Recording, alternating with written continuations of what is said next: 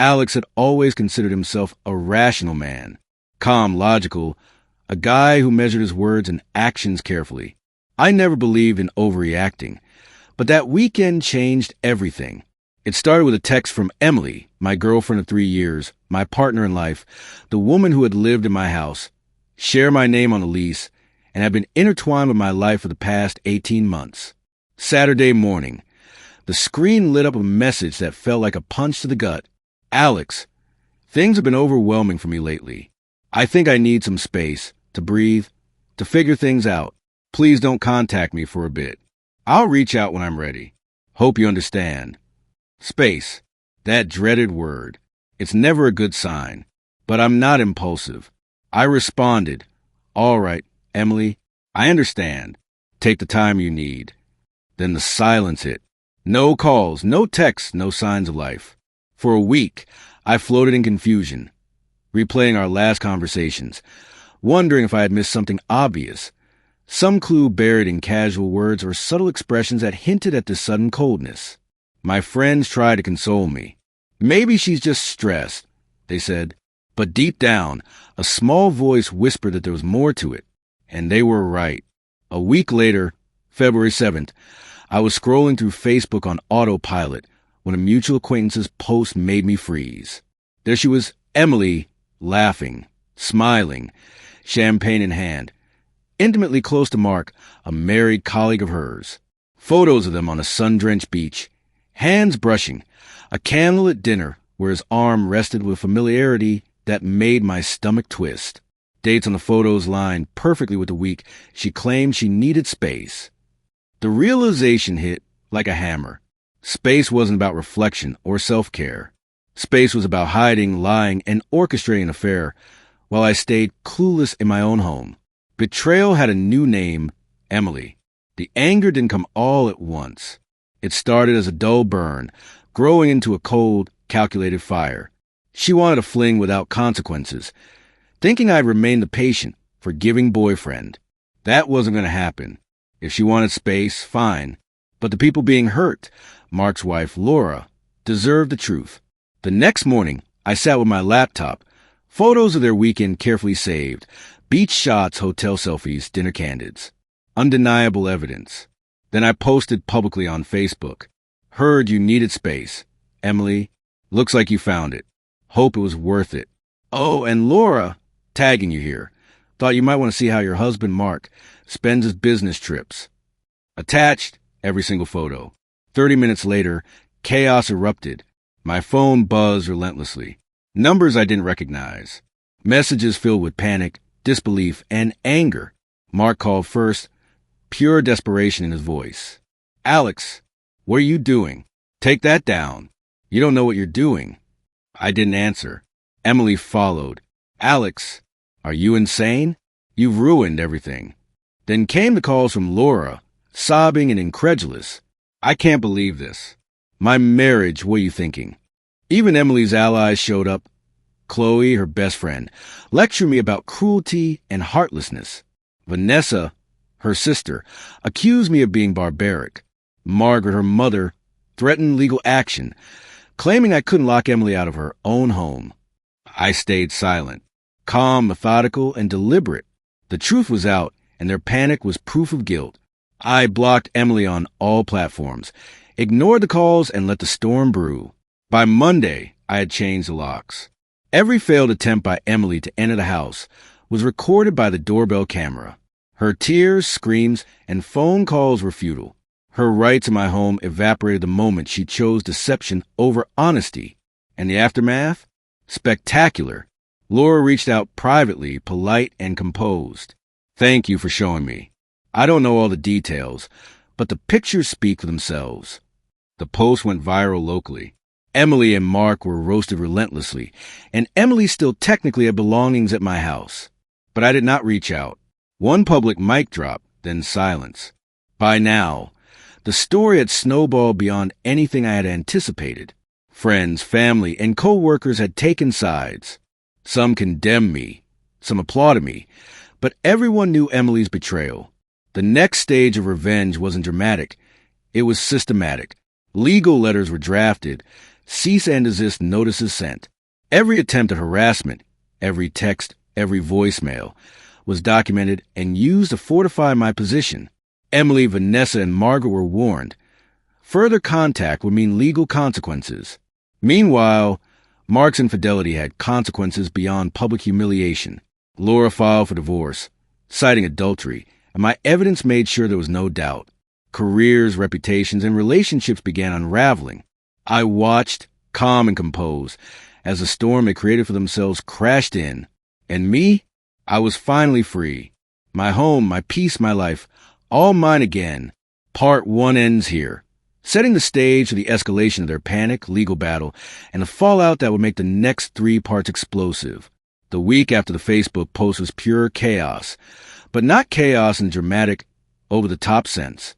No, this was the kind that gnawed at you quietly, systematically, and intellectually satisfying in its justice. Emily and her allies tried everything.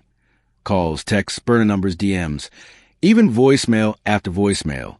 But I had one rule now, no engagement. Let them drown in the mess they made. It started on a Thursday evening. The doorbell pinged, the first of many signals that Emily had decided to escalate beyond digital harassment. I peeked through the security camera feed.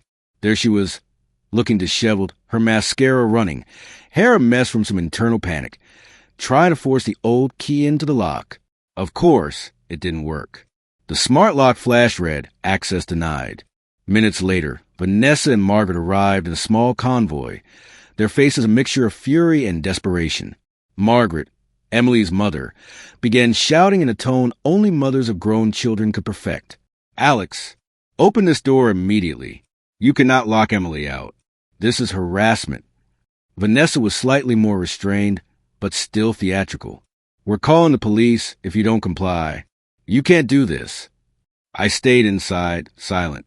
Every word, every gesture on my part would be captured by the doorbell cameras. Their right to my home had vanished the moment Emily chose deceit over loyalty. They could scream, pound, beg, but the law and reason were firmly on my side. After 10 minutes of pounding and wailing, they finally retreated, muttering threats. It was a short-lived victory, but an important one. Silence settled over my house again, almost sacred in its serenity. Next came the smear campaigns. Mutual acquaintances began contacting me, their messages dripping with narratives spun by Emily and her defenders. According to them, I had thrown Emily out with nothing, was controlling, vindictive, and cruel. Mark's wife, Laura, was painted as psycho for daring be upset over her husband's infidelity. I was the villain, Emily the victim, Mark the misunderstood husband, and Chloe the supportive friend. It was impressive, really, the mental gymnastics required to twist reality so far. But I was ready. I forwarded concise evidence to key people. Emily's space text, the photos and voicemails, making sure the truth was clear and undeniable. Most understood, and the rest? Let them waste their energy. Then the attacks became petty but persistent. First, an anonymous email to HR suggested I was unstable, prone to violent outbursts, and even might misuse sensitive company data. HR, thankfully, knew me and handled it calmly after I presented my documentation. Then someone reported my car as abandoned outside my house, orange sticker slapped on it. Cleared in minutes with a call. The personal attacks were one thing. The legal and property threats were another. Margaret and Emily demanded access to my house, claiming Emily had invested emotionally, paid bills, and maintained the household. They valued these efforts at $50,000 for pain, suffering, and lost residency. I laughed, saved the voicemail, and prepared my response. It was time for Phase 2, legal precision. I hired a sharp lawyer, someone who understood the nuances of harassment, defamation, and property rights. Step 1. A cease and desist letter to Emily, Vanessa, and Margaret. It was precise, professional, and included copies of all their own texts, voicemails, and email threats. Any further contact would result in immediate legal action, including damages and restraining orders. Step 2. The belonging standoff. Emily, still pushing through Margaret, demanded to collect her things. My lawyer's response was cold, calculated. A detailed inventory must be provided. A neutral third party would oversee collection from the curb. No entry into the house. Items unclaimed in 7 days would be considered forfeited. The outrage was, as expected, epic. Meanwhile, Mark's life began unraveling. Laura filed for divorce, naming Emily as the adulterous party. I provided all evidence, from the text admitting space to the photos, ensuring Mark couldn't manipulate the narrative. I had become, unintentionally, a player in this legal chess match. But I didn't mind. Justice was a satisfying ally. Every call from Emily, Vanessa, and Margaret now bounced off a wall of logic, law, and evidence. Attempt to provoke drama failed. Attempt to manipulate public opinion fizzled once the local viral post spread. The chaos was their own doing. Emily, who once demanded independence, now faced consequences for her deceit. Vanessa and Margaret, who tried to shield her from responsibility, found themselves restrained by legal letters they couldn't ignore. Chloe, her friend, slowly withdrew as Emily's reputation crumbled. Misery, I discovered, doesn't like company when that company offers no benefits. Then came the belongings purge, one of the more cathartic moments. Emily sent a long, over-detailed inventory of her possessions, including things I had purchased at the house before her arrival. Each box packed, labeled, and set outside felt like reclaiming pieces of my life. My space, my peace, my sanity. I left a few accidental cracks in her most annoying inspirational plaques. A subtle joke, a nod to the absurdity of it all. By the time the movers arrived, supervised by Vanessa, Emily didn't even appear. She had been defeated not by confrontation, but by the cold, methodical precision of consequences. Every attempt to spin the narrative, every plea, every threat had been neutralized. Mark, devastated, fled to his brother's house. Career prospects shattered, reputation tarnished. Public shame was the least of his worries. The divorce proceedings ensured his downfall was both financial and social. Emily's attempt to paint herself as a victim online fell flat once the affair details became public record. Social media silence followed. Friends abandoned her, and her professional standing evaporated. Meanwhile, I reveled in quiet victory. My home was mine again. The lingering tension, the emotional manipulation, the sense of betrayal, it was all gone. Phase 2 ended with the public legal and personal consequences cascading through Emily and Mark's world. They had expected drama. I gave them logic and consequence. They had expected tears and begging. I offered silence and law. And the final phase?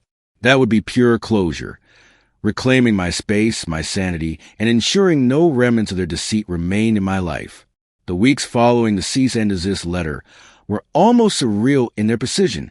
Emily, Vanessa, and Margaret were now operating under strict legal boundaries, but desperation has a way of bending even the most rational people. They tried everything, subtle threats, veiled accusations, and the occasional emotional plea, all carefully documented by my lawyer. Every call, every text, every voicemail became ammunition for me. Not them. Emily's attempts escalated first. She began showing up near my home, lurking across the street or peeking around corners. Margaret tried to persuade me verbally to let her in, waving her phone with some important messages on it. Vanessa attempted mediation, claiming Emily had legitimate belongings inside. I didn't engage.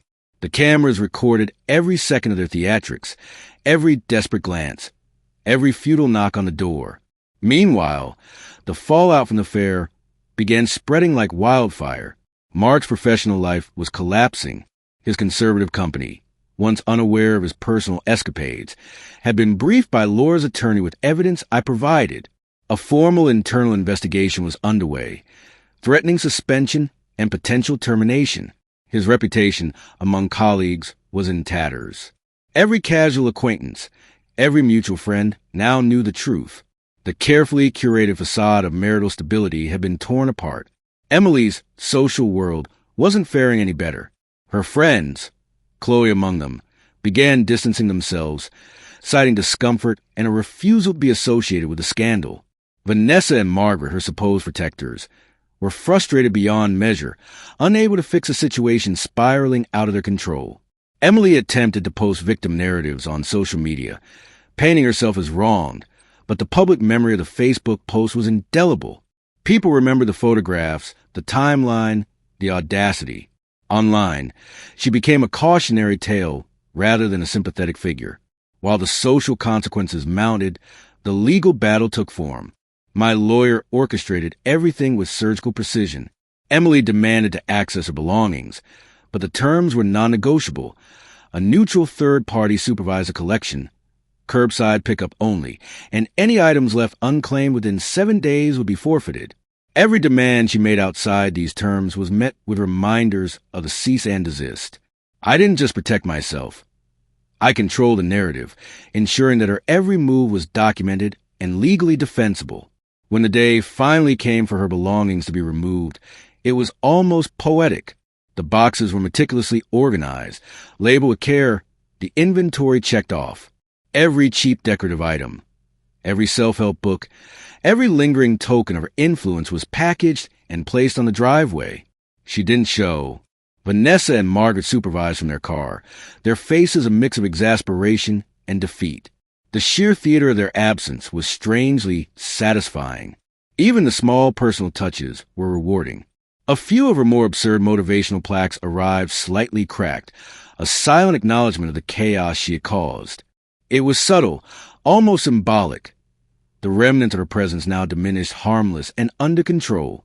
As Emily's material world was being dismantled, the legal consequences for Mark intensified. Laura's divorce proceedings were swift, supported by the evidence I had provided. His attempts to deflect blame or claim victimhood were instantly neutralized. The public record made it clear adultery, deceit, and manipulation were his choices. Financially, the divorce settlement was punishing. Socially, his reputation was ruined. Reports from mutual acquaintances indicated he had relocated to his parents' house in another state. Career prospects diminished, and professional trust evaporated. Emily's attempt to salvage her professional reputation were equally futile. Her attempt to contact employers, colleagues, or social circles to justify her behavior were met with skepticism and, in some cases, outright hostility. Silence became her only option. Each day without her digital presence, without her frantic calls, her social media posts, or her attempt at manipulation, was a small victory for me. My life, my home, my space were finally mine again. The beauty of this phase was the psychological equilibrium it established. Emily and her enablers had expected chaos, drama, tears, and manipulation to sway me. Instead, they encountered logic, patience, and consequence. Each attempt at provocation only served to reinforce their downfall. They had orchestrated a storm, and I had simply guided it to its natural conclusion. Meanwhile, Laura, surprisingly composed throughout the process, reached out occasionally to thank me. Her messages were brief, polite, and expressed genuine relief that the truth had been revealed without further personal harm. "The pictures speak for themselves," she wrote. "I appreciate you letting me know. It spared me months of uncertainty." With social, legal, and professional repercussions firmly in motion, I turned my attention back to personal restoration. The house, once filled with reminders of the shared past, was being redefined. I redecorated, removed lingering traces of Emily's influence, and reinstated a sense of ownership and peace. Each new placement of furniture, each clean shelf, each box of removed items represented reclamation, both of my physical space and my emotional equilibrium. Even Emily's extended family, who had once attempted to pressure me into forgiveness or concessions, eventually backed off. The cease and desist letters had teeth. Every harassing call or message was now an actionable legal threat. The tactics that had worked for them in the past, emotional appeals, guilt-tripping, and manipulation, were neutralized. For the first time, I experienced what it felt like to be truly untouchable in my own home, in my own life. Mark and Emily had expected chaos. They had expected a dramatic reaction, a fight, a confrontation. They received neither. Instead, they were met with order, calm, and consequence. Every move they made to escape responsibility was anticipated, countered, and documented. Their plans for manipulation collapsed under the weight of logic and law. By the end of this phase, both Mark and Emily were in ruins, financially crippled, socially ostracized, Professionally threatened and personally humiliated, their lives were a direct result of choices they had made. My role was not vengeance for vengeance's sake. It was accountability, a meticulous restoration of fairness and truth. Finally, peace returned. Alex, once thrust into chaos, could breathe. The house was mine, the air untainted by lies or manipulation. The lingering threats, the frantic calls, the emotional blackmail, they were gone. And with each day, the world outside became quieter. The storm they created faded, and the consequences they deserved became fully realized. My lawyer had meticulously reviewed the inventory she submitted. Many of the items were trivial. Some were hers by right, but majority were things I had purchased or added over the years. The boxes were packed, labeled, and left on the curb. A neutral third party supervised the process. Emily herself was conspicuously absent. Vanessa and Margaret lingered in their car, sulking and frustrated. Their fury was silent, impotent. The meticulous organization of her possessions, the oversight by a third party, and my absolute adherence to the legal boundaries had left them with no leverage. Even small, almost symbolic victories felt gratifying. A few of her most pretentious inspirational plaques had been slightly cracked during packing. Not enough to be noticeable at first glance, but enough to silently acknowledge the absurdity of the past months. Each box on the driveway, each item checked off the inventory, represented a reclaiming of space, sanity, and autonomy. It was methodical. It was quiet. It was complete. Meanwhile, Mark's life continued to spiral. Laura's divorce proceedings accelerated, bolstered by the evidence I had supplied. His attempts to justify himself, to spin narratives of being the victim, were neutralized before they could even leave his mouth. Socially, professionally, financially, he was collapsing. His conservative company had no patience for scandal, and mutual acquaintances were no longer sympathetic. Every step he took seemed calculated to dig a deeper hole. The proof of his indiscretion was undeniable, and the consequences were catastrophic. Emily's situation was equally dire. Her online presence diminished. Friends abandoned her, and employment opportunities dwindled. She had attempted to paint herself as a victim, but once the affair became public record and her manipulations were documented, the narrative could no longer be controlled. She had become socially and professionally isolated, a cautionary tale of deceit and entitlement. Her family, having attempted to shield her, was now contained by legal letters, unable to intervene further. During this time, I focused on restoration. The house, once filled with the echoes of shared life and betrayal, was now a sanctuary. Furniture was rearranged, personal touches added, and every trace of Emily's lingering influence was removed. The simple act of reclaiming physical space mirrored the reclamation of emotional space. I could finally breathe, uninterrupted. The psychological shift was profound. I realized that revenge had never been about humiliation or destruction for their sake. It was about restoring balance and protecting what was mine. Emily and Mark had initiated the chaos through lies, manipulation, and betrayal. My role was to respond with precision, law, and undeniable consequence. Each step had been calculated. The Facebook post to expose the affair, the documentation of harassment, the legal cease and desist, the controlled handling of possessions, and the provision of evidence to Laura. Nothing had been impulsive. Nothing had been cruel, without purpose. Every action was a reflection of justice. By now, the drama outside had quieted. No more frantic calls, no more frantic texts, no more threats or attempted manipulation. The great storm had passed, leaving calm in its wake. Emily, Mark, and their enablers had learned, painfully, that deceit has consequences. I had merely provided the framework for those consequences to unfold. There were small, satisfying confirmations of their ruin. Reports filtered in from mutual acquaintances and online forums. Mark had moved his parent home in another state, career prospects devastated, public reputation in tatters. Emily was jobless locally, socially isolated, and still under the constraints of the cease and desist. Vanessa and Margaret, once protectors, had learned that their interference was legally and practically impotent. Chloe, Emily's former confidant, had retreated entirely from the scene. Each report was a quiet vindication, a reminder that actions have repercussions. Meanwhile, life moved forward for me. The house was peaceful, organized, and entirely my own. The lingering tension that had clouded my days vanished. Friends, family, and colleagues saw only the calm restoration of order, unaware of the months of strategic planning and patience that had made it possible. Social media, once a battleground, was now a neutral zone, silent and untainted. I reflected often on the lessons of this ordeal. Betrayal, when met with calm strategy and adherence to law and principle, cannot sustain its power. Those who seek to manipulate, deceive, or harm cannot escape consequences when the response is deliberate and precise. Revenge in its truest form is not about anger. It is about restoration, justice, and the reclamation of peace. Even the smallest victories held significance. The cracked plaques, the carefully boxed possessions, the legal letters documenting harassment, all symbols of a life reclaimed, of space restored, of autonomy protected. Emily had tried to control the narrative, to paint herself as a victim, but reality and law had triumphed. Mark had attempted deceit and was now facing the fallout. The final confirmation of closure came quietly. Laura, through her attorney, expressed gratitude for the evidence and documentation. The divorce was proceeding smoothly, with her position strongly supported by the evidence.